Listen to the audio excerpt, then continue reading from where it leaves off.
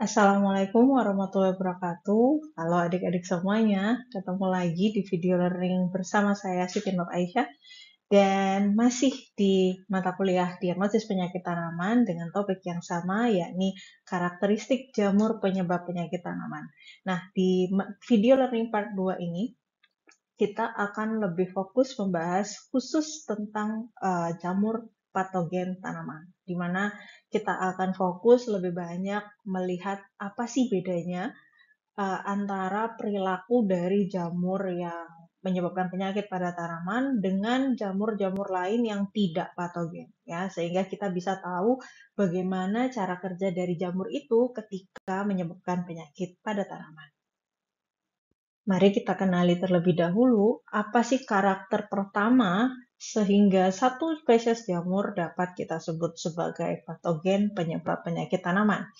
Nah, spesies jamur yang bisa kita kategorikan sebagai patogen itu ciri khas utamanya adalah adanya kemampuan dari jamur tersebut untuk mengambil nutrisi dari interaksinya dengan tanaman inang. Jadi artinya apa? Harus ada interaksi yang sifatnya parasitisme. Sehingga kemudian jamur patogen ini bisa kita kelompokkan berdasarkan apa? Berdasarkan ketergantungannya. Level ketergantungan dari spesies jamur patogen ini kepada inangnya.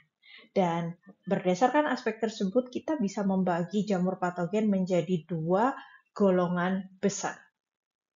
Pertama adalah obligate parasite. Nah, kalau obligate parasite ini ditandai dengan spesies jamur yang sangat tergantung, ya, atau tergantung sepenuhnya pada keberadaan dari tanaman inangnya. Untuk apa? Untuk dia bisa hidup, tumbuh, dan melengkapi siklus hidupnya. Nah, jadi kalau yang namanya obligate parasite ini nggak akan mungkin bisa hidup tanpa tanaman inang. Jadi kalau nggak ada tanaman inang, ya dia nggak hidup. Nah, kalau misalnya tanaman inangnya mati, sudah pasti jamur yang masuk ke dalam kelompok obligate parasite akan ikut mati juga. Dan jarang sekali yang bisa bertahan atau survive, apalagi kemudian nyaris tidak ada yang pernah dilaporkan memiliki kemampuan melakukan yang namanya dormansi. Kelompok kedua kita sebut sebagai fakultatif parasite yang merupakan opposite dari obligate parasite atau parasit fakultatif. Nah, tipe jamur ini atau kelompok fakultatif parasite ini adalah spesies-spesies jamur yang dia bisa hidup dalam dua mode. Artinya kalau disuruh parasit ya ayo, kalau disuruh hidup sendiri, hidup mandiri pun ya bisa, gitu ya. Jadi di sini kelompok fakultatif parasite ini interaksi parasitnya dengan tanaman itu sifatnya tidak wajib. Nah, kalau misalnya bisa dilakukan, akan dilakukan jika menemukan inang yang cocok, yang sesuai. Namun, kalau misalnya tidak menemukan inang yang sesuai, maka spesies jamur yang masuk dalam kategori fakultatif parasite ini akan tetap bisa hidup, ya. Atau kalaupun kemudian benar-benar membutuhkan interaksi dengan tanaman inang, maka kemudian dia akan melakukan yang namanya dormansi untuk memperkecil atau memperlambat metabolisme. Nah, yang menarik dari fakultatif parasite ini, karena tadi dia itu tidak begitu tergantung, artinya ada inang, nggak masalah, memang dilaporkan di banyak studi, spesies jamur ini biasanya menghabiskan sebagian dari siklus hidupnya itu malah sebagai organisme yang saprophyte, artinya hidup bebas, ya, tidak melakukan parasit pada organisme lain. Jika tadi kita membahas tentang level ketergantungan dari spesies jamur patogen terhadap keberadaan tanaman inang, kelompok lain atau klasifikasi lain yang bisa membedakan jamur patogen dengan jamur yang bukan patogen adalah lifestyle-nya ketika mengambil nutrisi. Ya, jadi seperti yang tadi, ingat prinsipnya bahwa jamur patogen itu harus melakukan yang namanya parasitism. Artinya karena efek dari parasitisme itu mengharuskan jamur patogen ini melakukan yang namanya penyerapan nutrisi atau pengambilan nutrisi dari inangnya, tanaman inangnya. Dan ternyata setiap spesies jamur punya cara yang berbeda-beda dalam mengambil nutrisi dari tanaman inang. Sehingga dibagi menjadi 3 kelompok jamur. Yang pertama kita sebut sebagai biotropic fungi. Nah, kita paling gampang lihat namanya, bio. Artinya apa? Jamur kelompok ini biasanya mengambil nutrisi dan energi dari inang yang masih hidup. Artinya inangnya masih hidup, masih aktif, ya, tidak dibunuh terlebih dahulu, dan saat sedang hidup itu diambil nutrisi dan energinya untuk bisa melakukan pertumbuhan dan perbanyakan diri oleh si jamur. Nah, yang menarik dari biotropic fungi adalah sebagian besar atau hampir semua jamur yang biotropik adalah parasit, obligate parasite, ya. Jadi sebagian besar biotropic fungi atau hampir seluruhnya adalah parasit obligat. Jadi memang hidupnya sangat butuh keberadaan tanaman inang. Kebalikan dari biotropik adalah nekrotropik. Nekrotropik ini ditandai dengan karakteristik dari jamur patogen yang hanya mau mengambil nutrisi dan energi dari sel inang yang sudah dibunuh atau sudah mati. Artinya jamur ini tidak mau mengambil ketika sel inang itu masih hidup. Kalau sel inang yang masih hidup, cenderung dia tidak akan melakukan infeksi. Tapi begitu sel inangnya sudah mati, sudah dibunuh atau hampir mati, maka jamur ini akan pelan-pelan mengambil nutrisi dan energi.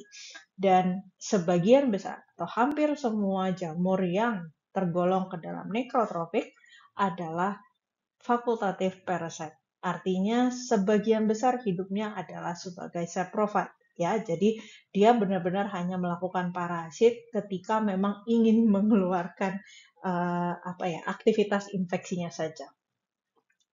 Dan yang terakhir adalah kelompok yang memiliki kedua style, ya. Artinya dia bisa biotropik, at the same time juga bisa nekrotropik. Nah, itu kita sebut dengan kelompok jamur hemibiotropik, ya.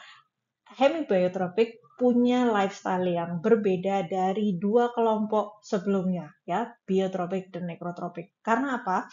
Hemibiotropik itu mengawali infeksinya dengan jadi infeksinya dilakukan ketika tanaman inang masih hidup, ya. Artinya dia menginfeksi ketika sel masih dalam kondisi hidup. Kemudian setelah fase tertentu, setelah beberapa waktu, maka dia akan berubah mode, ya, menjadi nekrotrofik. Jadi kemudian membunuh sel inang. Jadi ketika biasanya ditandai paling gampang dengan ketika akan penetrate itu ketika sel masih hidup, namun ketika akan menyebabkan gejala, maka si jamur hemibiotropik ini akan membunuh sel inang untuk mengambil nutrisi sehingga baru kemudian muncul gejala. Untuk lebih memudahkan adik-adik dalam memahami karakter dari 3 kelompok tadi, ya. Sekarang kita lihat yuk ilustrasinya seperti apa sih kira-kira perbedaan karakter antara biotropik dan nekrotropik dulu, ya. Ini yang opposite, ya.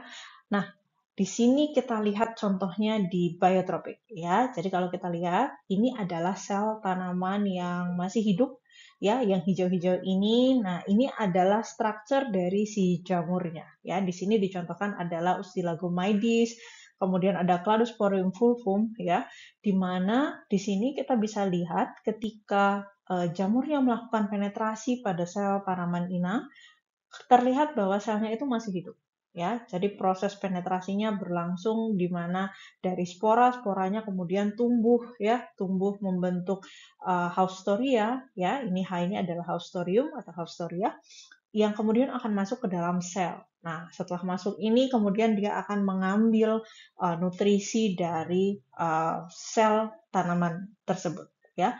Begitu juga dengan Cladosporium di sini, ya, sporanya. Nah, bedanya apa? Kalau Silago dia itu melakukan penetrasi dengan menembus sel. Kita bisa lihat di sini ya. Dia menggunakan Haustoria menembus sel. Jadi dia tembus selnya masuk ke dalam sel. Bedanya kalau Cladosporium dia menggunakan mekanisme hifa. Jadi sporanya tidak menghasilkan struktur Haustoria tapi menggunakan konsep hifa. Jadi sporanya tumbuh sebagai hifa dan hifanya itu menjalar di sela antara sel. Jadi sela antar sel kita bisa lihat. Dia tidak menembus, tapi dia berada di sela antara satu sel dengan sel lainnya. Ya, jadi agak berbeda sistem. Nah, tapi yang bisa kita lihat di sini adalah dua-duanya sama-sama menyerang ketika sel dari tanaman inang itu masih hidup. Beda dengan nekrotropik. Nah, di sini ada dua contoh juga dari dua patogen yang berbeda. Yang pertama adalah Alternaria brassica.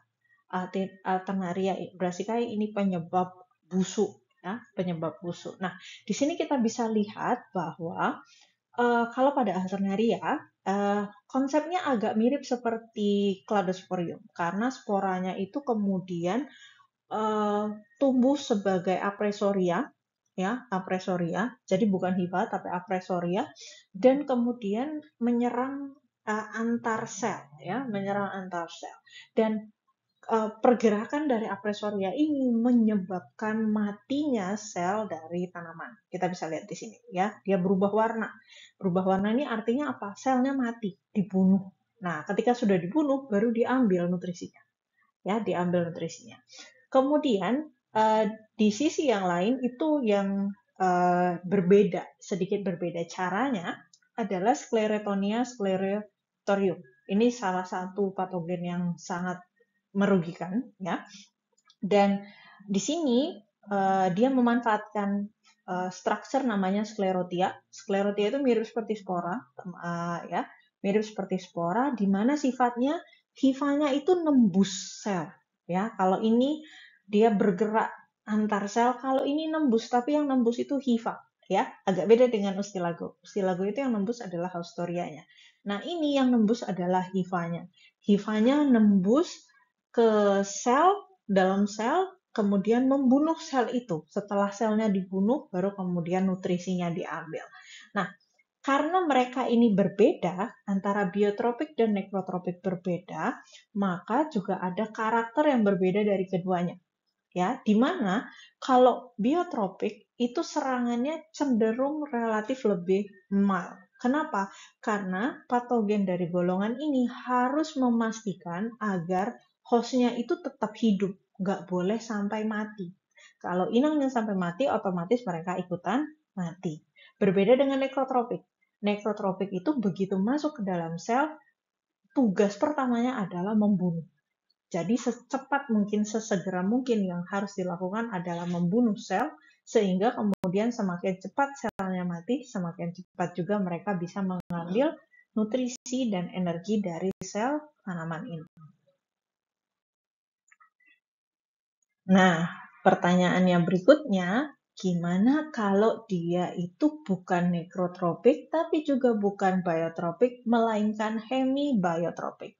Nah, di sini saya punya dua contoh. Contoh pertama itu saya ambil dari Magnapurti oryzae. Ini patogen penyebab blast pada padi, ya. Nah, di sini kita bisa lihat bahwa yang karena hemibiotropik itu bisa dua-duanya, dia bisa punya mode biotropik dan bisa punya mode nekrotropik, maka untuk penetrasi, ya, jadi proses patogen itu masuk ke dalam sel tanaman itu masih menggunakan mode biotropi.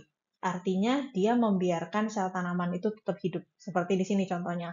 Sporanya tumbuh atau memunculkan atau membentuk apresoria, kemudian apresorianya menembus dalam sel, kemudian selnya tetap hidup, ya, dia akan tumbuh terus sampai kemudian nanti kita bisa lihat nih di sini dia memunculkan struktur yang namanya secondary hifa atau hifa sekunder.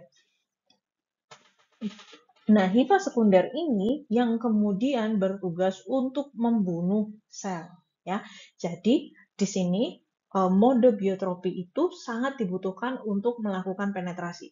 Nah, begitu sudah selesai proses penetrasinya, sudah secure di dalam sel, maka kemudian akan dilakukan yang namanya perusakan atau infeksi kita menyebutnya. Sehingga nanti yang muncul kemudian dan bertugas adalah secondary hifa.